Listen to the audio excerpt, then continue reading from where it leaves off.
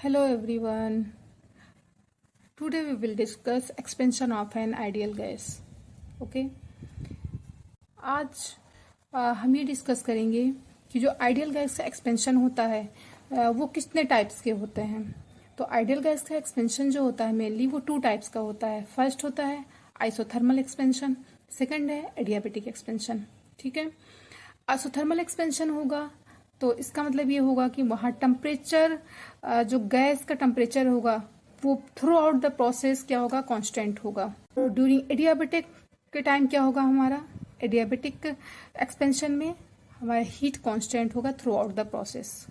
Okay, अब आगे हम नेक्स्ट देख लेते हैं आइसोथर्मल एक्सपेंशन क्या होता है। During an isothermal expansion the temperature of the gas remain constant. Okay, अब हम इसका डेरिवेशन करेंगे। फर्स्ट इसका क्या होगा, पहले हम कैलकुलेशन ऑफ डेल्टा ई देखेंगे। Since the process is isothermal and for an ideal gas, ये प्रोसेस क्योंकि आइसोथर्मल है और आइडियल गैस के लिए है तो इसकी इंटरनल एनर्जी किस पे डिपेंड करेगी, टेम्परेचर पे डिपेंड होगी। Internal energy depends on the temperature. Okay, तो therefore delta E equal to temperature क्या है हमारा, कांस्टेंट है, तो मीन्स डेल्टा ई क्या हो जाएगा हमारा 0। ये हो जाएगा हमारा इक्वेशन नंबर 1। ये हमारा क्या है, इक्वेशन नंबर 1। क्योंकि अगर थ्रू आउट प्रोसेस है, कोई भी प्रोसेस हो रहा है, अगर हम उस प्रोसेस के टाइम टेम्परेचर कांस्टेंट करते हैं और जो इंटरनल एनर्जी है वो टेम्परेचर पे डिपेंड है, मीन्स क्या होगा हमारा डेल्टा ई क्या हो जाएगी फिर इंटरनल एनर्जी 0। अब हम आते हैं calculation of delta H. Okay, तो हम ये जानते हैं, we know that H equal to E plus PV PV, यानी कि एंथैल्पी का ये फॉर्मूला है। Delta H equal to delta E plus delta PV. Delta H equal to delta E, PV equal to क्या होता है एनआरटी, तो delta NRT. Delta H equal to delta E plus NR क्या है हमारा कांस्टेंट है, इसलिए डेल्टा हमारा कहाँ लग जाएगा, टी पे, क्योंकि एनआर हमारा क्या है, कांस्टेंट है। तो डेल्टा क्या रिप्रेजेंट करता है, ये एवरेज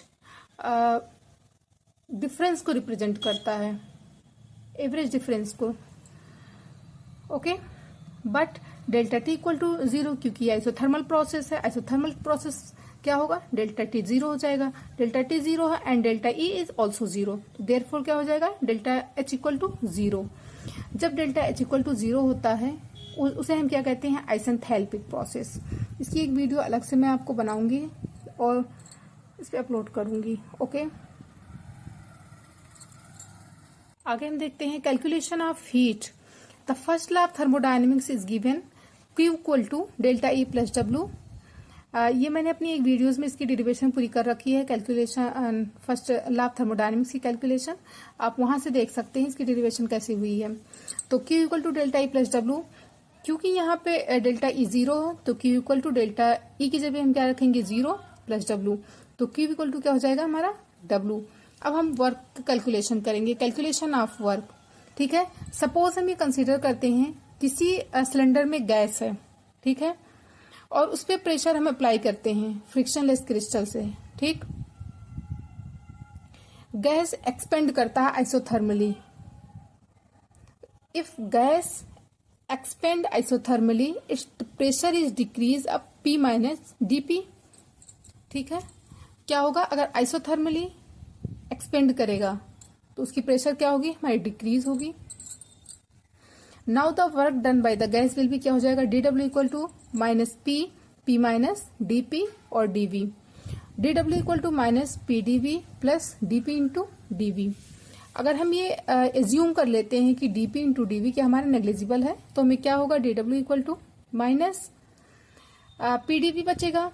तो PV इक्वल टू क्या होता है RT, तो P equal to RT upon V, तो P की जगह पे हम क्या रखेंगे RT अपॉन V। ठीक, और dV अपनी जगह पे रहेगा। देखिए कैसे करेंगे, PV इक्वल टू RT है तो क्या हो जाएगा dW equal to minus RT upon minus P की जगह पे हम क्या लिखेंगे RT अपॉन V। ठीक है, तो RT upon V into dV as it is रहेगा यहाँ। ठीक है, फिर इसको हम क्या लिख सकते हैं, minus RT into dV upon V कर सकते हैं। ठीक, ये ऐसे ही हुआ है, ये डायरेक्ट हमने यहाँ पे कर दिया है, लेकिन ये इस तरह से ऐसे ही होगा। पी की जगह पे हम क्या लिखेंगे, RT अपॉन V। ओके, अगर हम इस इक्वेशन का इंटीग्रेशन करते हैं विद इन लिमिट V1 और V2 तो क्या होगा, इंटीग्रेशन dw और minus RT V1 upon V2 dV upon V।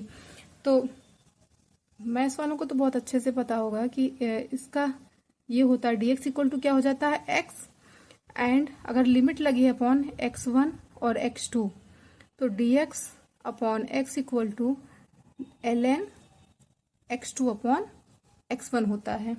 ठीक है, बायो वालों के लिए थोड़ी प्रॉब्लम होती है, उनको ये सारे मैथ्स के फॉर्मूले नहीं पता होते हैं, लेकिन मैथ्स वालों को बहुत इजीली पता होता है, उनके मैथ्स में ये बहुत होता है, ये सारे फॉर्मूले होते हैं।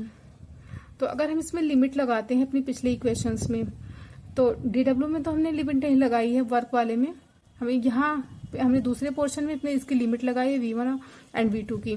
तो क्या हो जाएगा, dx और इस क्या हो गया हमारा x हो गया, सेम ऐसे ही क्या हो जाएगा हमारा w हो जाएगा।